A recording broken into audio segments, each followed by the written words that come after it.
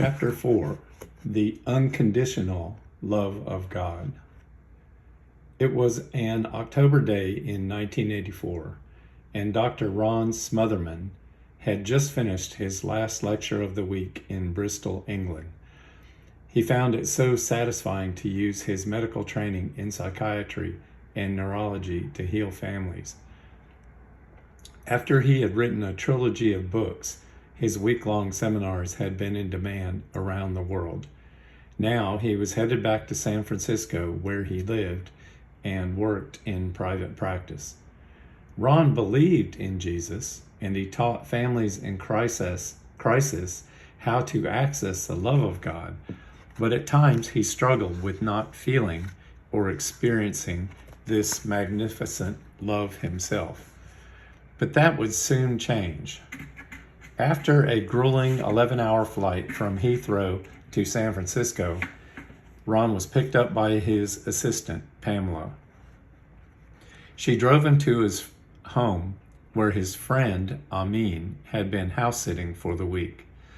Amin had recently been evicted from his own house and would have immediately been homeless if Ron hadn't mercifully invited Amin to house sit while he was in England that week. Little did Ron know that a psychotic time bomb was about to go off. "How are you, Amin?" Ron asked. "You don't look well." Amin was sitting on the stairs in the entryway of the house. Ron could see from the deranged look in his eyes and the sweat beading on his forehead that something was off with the muscular 28-year-old. As Ron reached out his hand to check him for a fever, Amin let out a blood-curdling scream and struck Ron on the side of the head with the edge of a steel tennis racket he had been holding. The blow knocked Ron to the ground.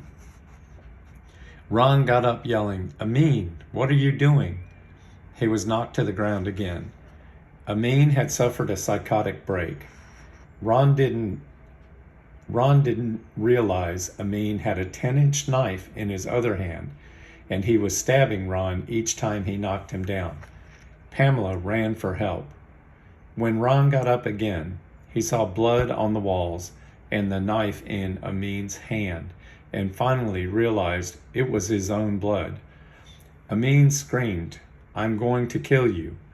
Ron grabbed Amin's shoulders, looked into vacant, evil eyes, and pleaded, "Amin, don't kill a man."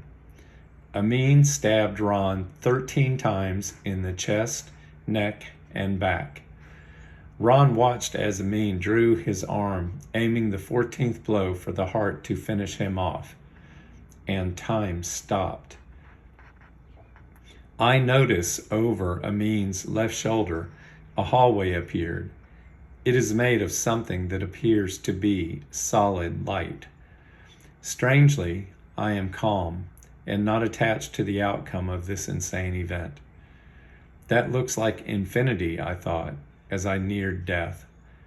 The light explodes into being, blocking my view of Amin and the hallway, brighter than the sun, yet not hurting my eyes. It is not an ordinary light. It is a living being, a who, not a what. If this person of light came down that hallway, he must have traveled at warp speed. The light itself is a person, exactly my height.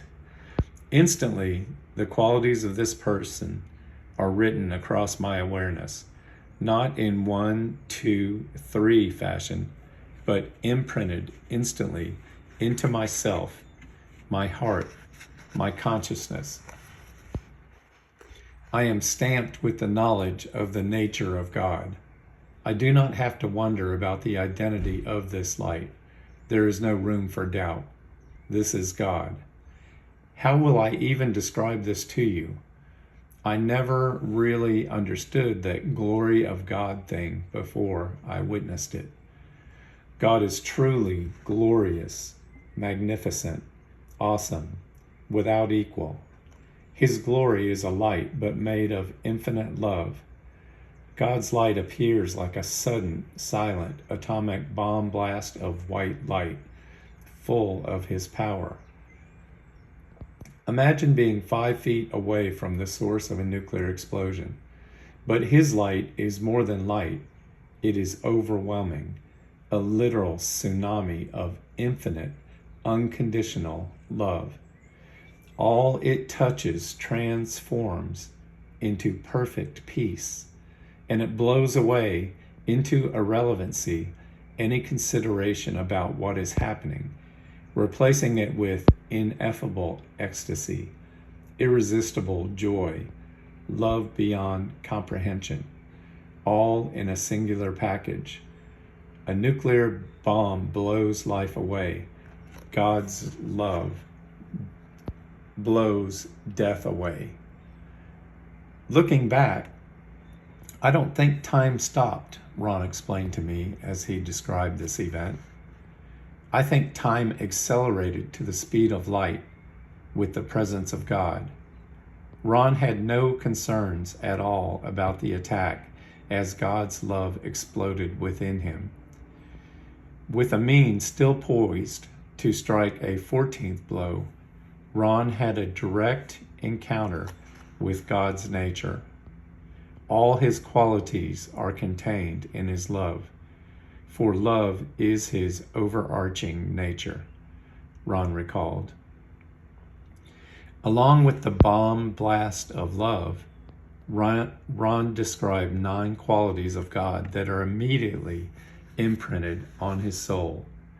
God is infinite love, infinite knowledge, infinite power, authority, humor, kindness, joy, purity, and humility.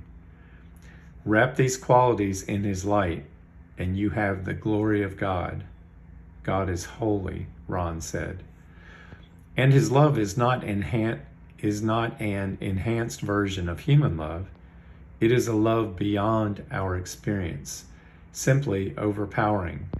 It fills you with his essence, and you know him intimately.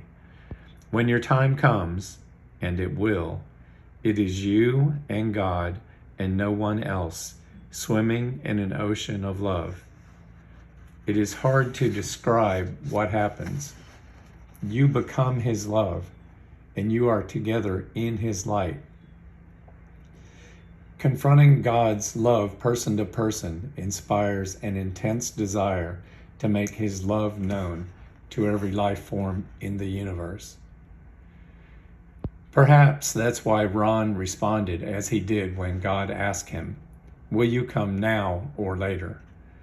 Ron was shocked to have a choice. Even more shocking was his first concern. If he chose to stay with God, what will happen to Amin's well-being? What would having murdered a man do to his life and those who love him? Ron wondered in the same picosecond, why am I concerned about this man who is trying to murder me? But I could not turn it off. I thought about my 3-year-old son who needed me, and how my murder would affect him and others.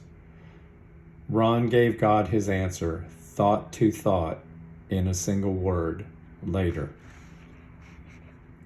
Clink, clink. I look down at the floor and I see 2 pieces of what was once a solid piece of steel.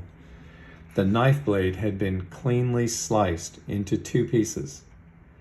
I realized later that whatever sliced through hardened steel, like butter, must have produced heat that forced Amin to drop the handle of the knife. The police arrived and subdued Amin, and an ambulance took Ron to the hospital.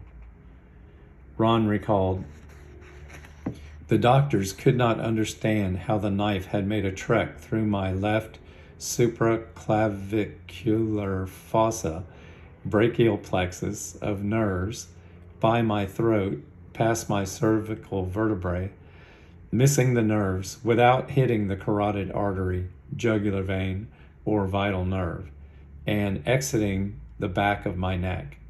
And that was just one of the 13 knife wounds Ron miraculously survived. Amin spent 13 years in prison.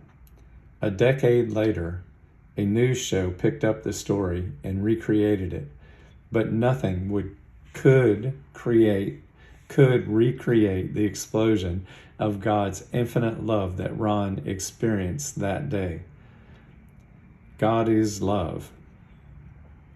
God is love, Jesus' youngest disciple John declared in 1 John 4:8.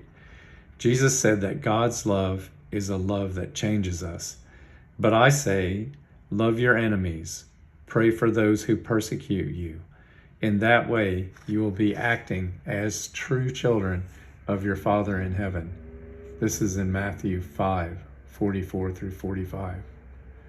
This is love of another kind, another order of love, a love that extends to enemies, even murderers, as Ron discovered while bathed in God's love.